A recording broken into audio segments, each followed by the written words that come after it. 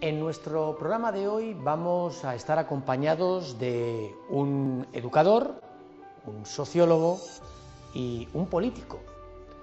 Tres ingredientes fundamentales para conformar la receta que da lugar a la persona que va a sentarse dentro de unos instantes justo en este asiento.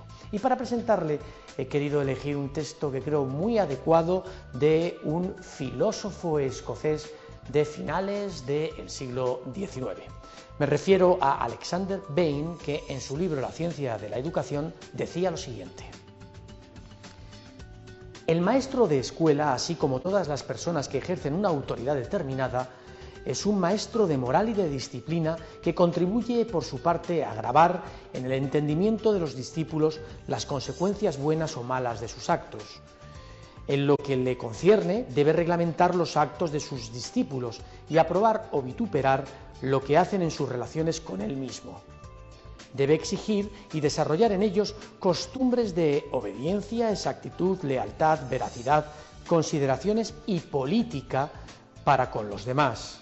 En una palabra, todas las cualidades necesarias en una escuela. Todo maestro que sepa mantener el orden y la disciplina indispensables a una buena enseñanza intelectual puede estar seguro de dejar en el entendimiento de sus discípulos las impresiones de verdadera moral sin darse cuenta de ello. Si por otra parte el maestro posee bastante tacto para hacer de sus discípulos que amen el trabajo y que acepten con alegría la violencia que impone el estudio, de modo que no posean más que buenos sentimientos para sus compañeros y para él mismo, puede desde luego considerarse como un excelente maestro de moral, quiera o no merecer este título. Pero no es esto todo lo que se exige al maestro en las escuelas primarias. Se le exige que dé lecciones especiales de moral, sea por medio de la enseñanza religiosa o fuera de esta misma enseñanza, y es preciso advertir que esto es superior a la enseñanza intelectual propiamente dicha. Recibamos lecciones de enseñanza y un poquito de política con nuestro acompañante, con nuestro personaje del día de hoy.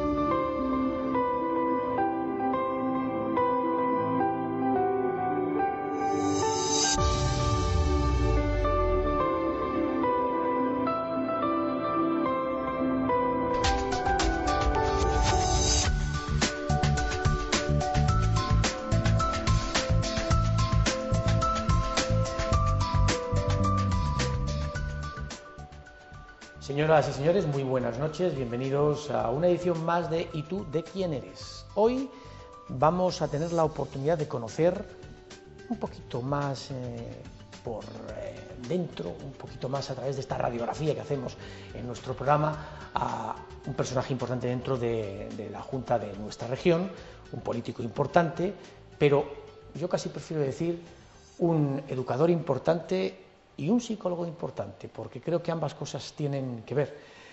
Don José Valverde, muy buenas noches. Hola, buenas noches.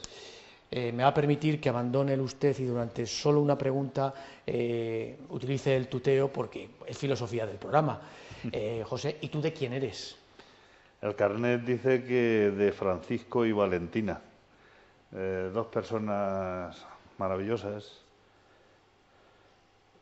Una no está.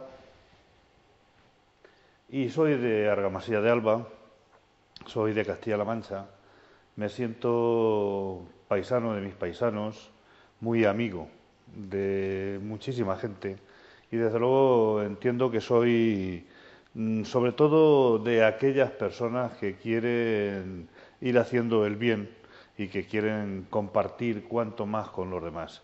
Simplemente y sobre todo soy de tantas y tantas personas que han luchado durante mucho tiempo para conseguir que Castilla-La Mancha esté donde está y, si puede ser, siga progresando. Si su biografía oficial no miente, nació en Argamasilla de Alba en el año 1957, ¿no? Así es. ¿Qué recuerda usted de sus primeros años de su infancia por el pueblo? Pues yo recuerdo una infancia de mucha penuria, al menos en mi familia. No era así ya en todas las familias, pero en la mía sí. Recuerdo unas calles amplísimas sin asfaltar, con unos enormes montones de tierra que nos servían para escondernos detrás y poder echar pedreas.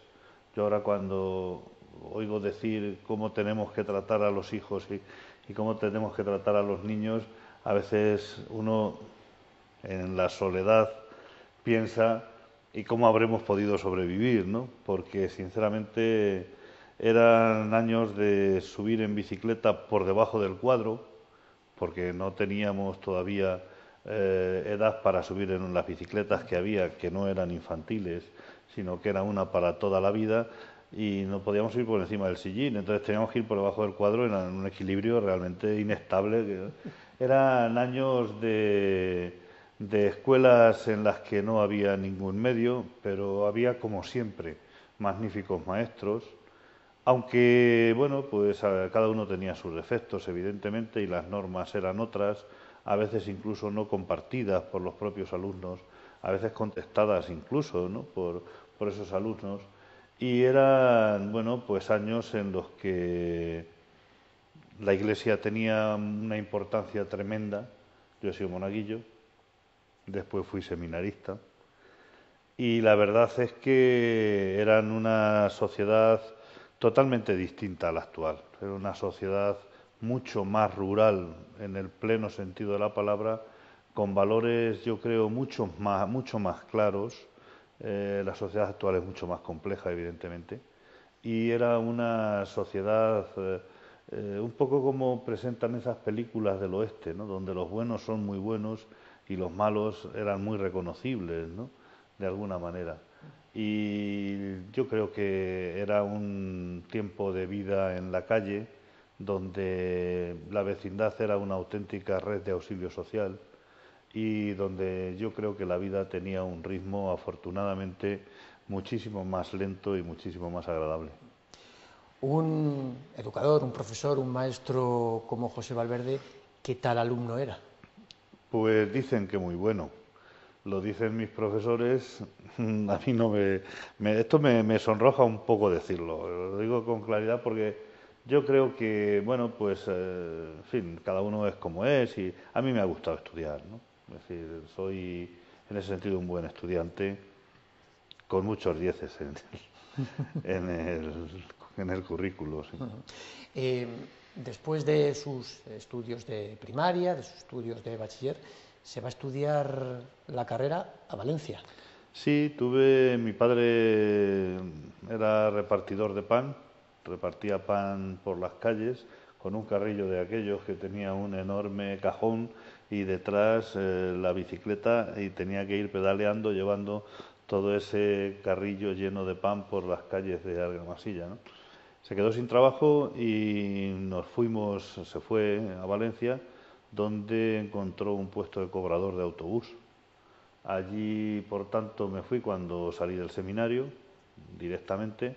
Si no, pues seguramente me hubiera tocado irme a Madrid, porque había elegido hacer filosofía, que entonces se llamaba filosofía pura. Y bueno, pues aproveché, claro, lógicamente, que mis padres iban a Valencia para hacer el traslado de expediente y estudiar en la Facultad de Filosofía de Valencia. ¿Qué tal la vida universitaria? ¿Fue divertida? Fue terrible. Fue terrible porque fueron años muy complicados. Tenga en cuenta que mi periodo universitario va del 74 al 79 y Franco murió en el 75. Fueron años de una auténtica ebullición en todos los sentidos, en el sentido de la búsqueda de nuevos órdenes sociales, de nuevas libertades, de situaciones distintas. Y yo he tenido una mala tendencia a meterme en líos siempre. Es decir, siempre, además creo que me viene precisamente de la manera de entender la vida que me inculcaron en el seminario. El compromiso para mí es algo inherente a la vida, ¿no?, y al ser humano realmente. Y bueno, pues desde entonces estoy metido en líos, ¿no? Allí era relativamente fácil en la Facultad de Filosofía contactar con toda la gama de grupos que estaban en la clandestinidad y